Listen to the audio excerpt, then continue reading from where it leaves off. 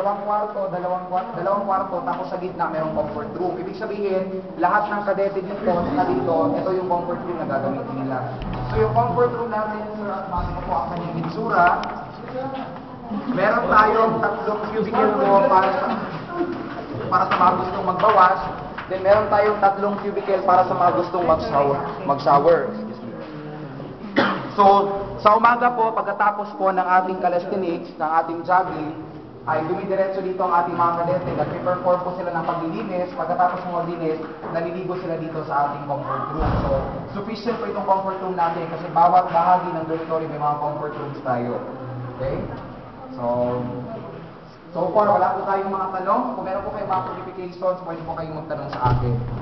Ngayon po ay lalabas tayo ng dorm. Kasi ganun, the same lang naman po yung setup natin dito sa dormitory. Ganito din po kahit doon sa 2nd floor, 3rd floor, and 4th floor. Kaya lang po, iba-iba yung mga taong nakatira. Kumbaga, kasi po meron tayong hierarchy dito sa loob.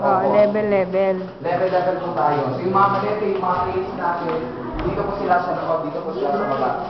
So yung door po natin ay napaka-safe dahil meron tayong mga fire equipment and fire extinguishers. Doon po sa kabilang bahagi ng door natin, meron tayong elevator. Pero usually po, hindi po yung pinapagamit sa mga kadete para po sa mga administrators. Okay? So lalabas tayo, sir, ma'am. Dito na po tayo ngayon sa